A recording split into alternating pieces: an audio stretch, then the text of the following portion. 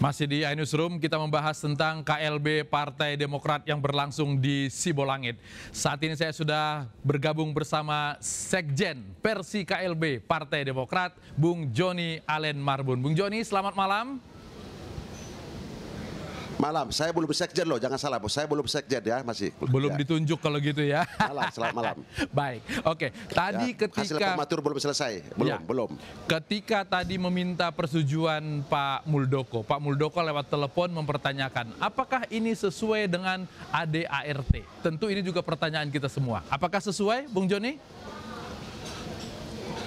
Sangat sesuai, dan inilah kongres yang sangat demokratis. Setelah kepemimpinan yang terhormat Pak SBY, sangat demokratis. Di mana sebelumnya kita kembalikan kepada anggaran dasar, anggaran rumah tangga tahun 2005 melalui kongres ini. Baru setelah itu kita putuskan dengan keputusan-keputusan lain sampai proses pemilihan ketua umum dan pencalonan ketua umum. Sangat demokratis dan memenuhi unsur-unsur anggaran dasar rumah tangga. Justru anggaran dasar anggaran rumah tangga yang tahun 2020 cacat hukum karena dirubah di luar Kongres dan bertentangan dengan Undang-Undang Partai Politik nomor 2 tahun 2011, di mana pasal 5 ayat 2 forum tertinggi adalah forum Kongres atau sebutan lain untuk mengambil keputusan, bukan hanya salah satu tanda tangan oleh para majelis tinggi. Ini justru mengkerangkeng proses demokrasi di tubuh Partai Demokrat kalau harus ada tanda tangan majelis tinggi. Salah satu syarat dari DPD dan DPC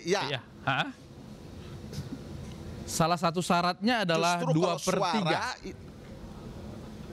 2/3 unsur pengurus DPD dan setengah N, unsur DPD dan setengah N tambah 1 unsur DPC, dan itu terpenuhi. Semua ada tanda tangannya. Walaupun ada sebagian mereka kerangkeng dengan di daerah-daerah tertentu, tetapi tanda tangannya jelas ada di sini, mendukung KLB dan ikut mensahkan KLB ini. Mereka pemilik suara, siapa yang mengirim mereka datang ke lokasi? Loh, mereka ini banyak ketua DPC di sini, ketua DPC-nya di sini, hanya sebagian kecil aja. Contoh misalnya, ada Bali di sini dari 9, 7 di sini Bali. Sulawesi Selatan, semua separuh ada di sini. Jadi yang penting setengah tambah 1. Nanti kita buktikan dengan tanda tangan aslinya, SK-nya. Padahal mereka sebetulnya sudah di ultimatum tidak boleh, tetapi mereka tetap datang. Memang sebagian terhambat, tapi itu tanda tangannya sudah ada di sini, yang dikirim adalah unsurnya. Totalitas tanda tangan yang sah 412 tanda tangan dari unsur DPD dan DPC, termasuk organisasi Partai Demokrat. Ada 4 ketua umumnya di sini, 4 tambahan suara dari mereka. Izin ketua majelis tinggi partai, apakah merupakan hal yang harus ada dalam pelaksanaan KLB? Itulah mengkerangkeng demokrasi. Sementara mereka berteriak demokrasi. Di mana ada demokrasi harus ada tanda tangan seseorang. Yang ada tanda tangan persetujuan adalah pemegang mandat daripada organisasi itu. Siapa pemegang mandat, pemegang suara?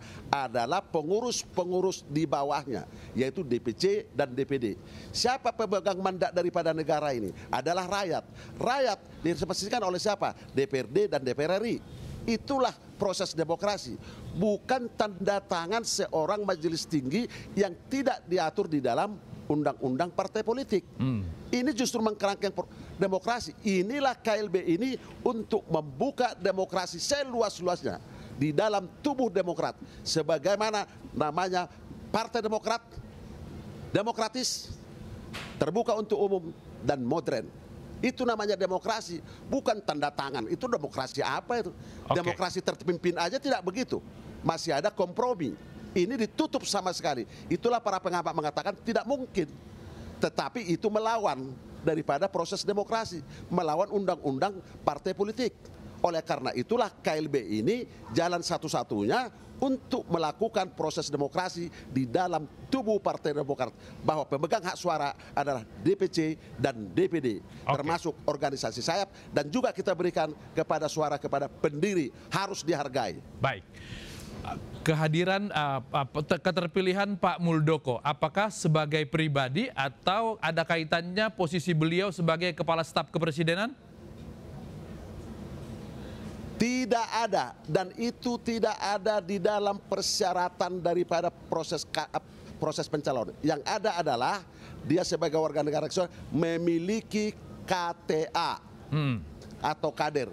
Oleh karena itu KTA-nya langsung kita berikan sebelum ada proses pemilihan ketua umum.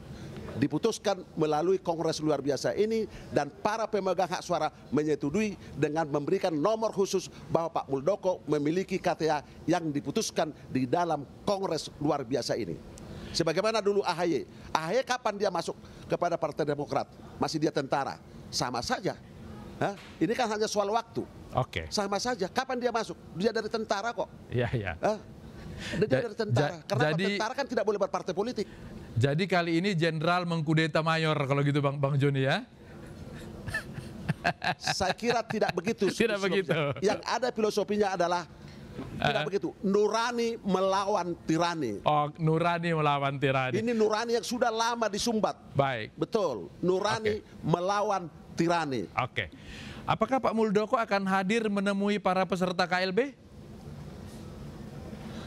Dia sedang dalam perjalanan karena dia tadi sedang melakukan tugas-tugas kenegaraannya, sehingga dia pesawat terakhir atau saya nggak tahu, tapi diperhitungkan kurang lebih 1 jam 2 jam lagi hadir di tempat ini untuk memberikan salam hangat dan terima kasih kepada seluruh para peserta kongres yang hadir dari Sabang sampai Merauke, dan itu akan nanti kita tunjukkan di dalam tanda tangan daripada masing-masing dan SK-nya dalam proses untuk kita proses kepada Menteri Hukum dan HAM.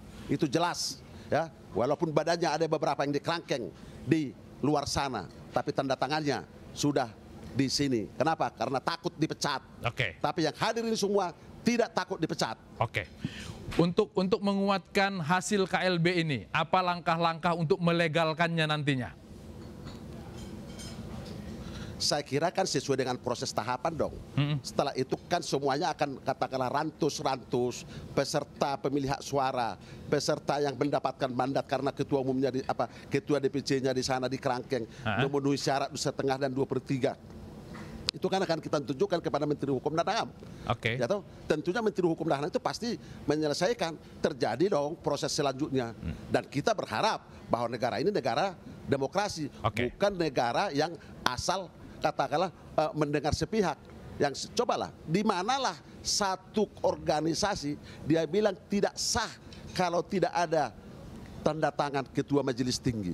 Padahal yang dipilih itu kan siapa? Menjalankan ketua umum. Kok ketua majelis tinggi mengamputasi proses demokrasi di rumah kita sendiri, di rumahnya sendiri. Itu kewenangan pemegang hak suara, bukan kewenangan ketua majelis tinggi. Ya, Bang Joni, banyak yang menyebut waktu itu kalau Pak Muldoko mengambil alih Demokrat karena dia mau jadi Capres 2024. Seperti itukah rencana ke depan? Tidak, tidak ada. Saya katakan Pak Muldoko tidak ada mengambil alih Demokrat.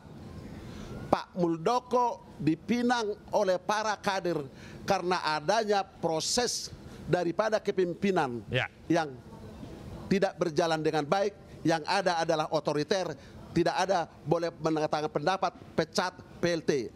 Oleh karena itulah kita melihat Pak Muldoko adalah yang bisa membesarkan Partai Demokrat ke depan dalam menjelang pemilu 2024.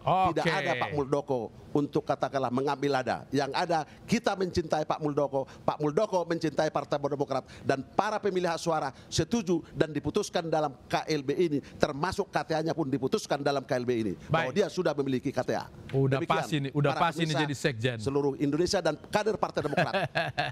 Ya, itu soal lain, soal lain. Bang Joni Allen Marbun, terima kasih sudah berbagi di iNewsroom malam hari ini. Terima kasih. Terima kasih. Terima kasih. Terima kasih rakyat Indonesia dan kader Partai Demokrat.